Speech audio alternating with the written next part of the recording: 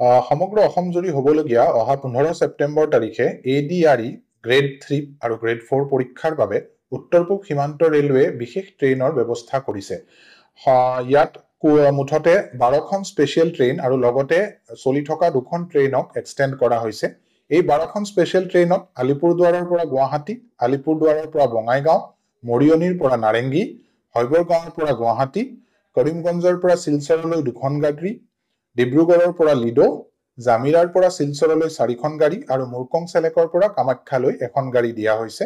লগতে বৰ্তমান চলি থকা NJPৰ পৰা বঙাইগাঁৱৰ গাড়ীখন কামাখ্যালৈকে এক্সটেণ্ড কৰা হৈছে আৰু গুৱাহাটীৰ পৰা বঙাইগাঁৱৰ গাড়ীখন কোকৰাঝাৰলৈ এক্সটেণ্ড কৰা হৈছে। এই ট্ৰেইনবোৰ 14 তাৰিখ গধূলি আৰু 15 তাৰিখে ৰাতিপুৱা চলিব।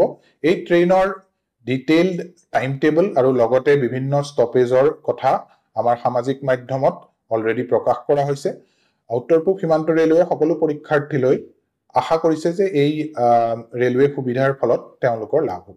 সমগ্ৰ অসম জুৰি হ'বলগীয়া অহা 15 ছেপ্টেম্বৰ তাৰিখে ADRE গ্ৰেড 3 আৰু গ্ৰেড 4 পৰীক্ষাৰ বাবে উত্তৰ-পূব সীমান্ত ৰেলৱে বিশেষ ট্ৰেইনৰ ব্যৱস্থা কৰিছে।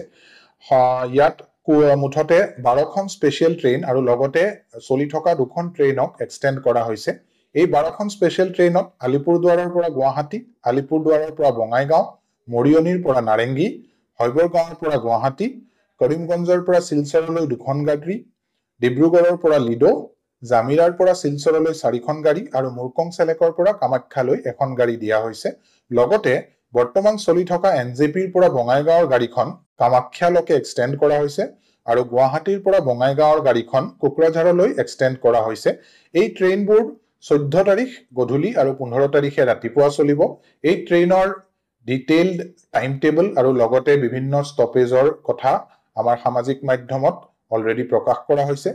উত্তৰ-পূব সীমান্ত ৰেলৱে সকলো পৰীক্ষাৰ্থীলৈ আশা কৰিছে যে এই ৰেলৱে সুবিধাৰ ফলত তেওঁলোকৰ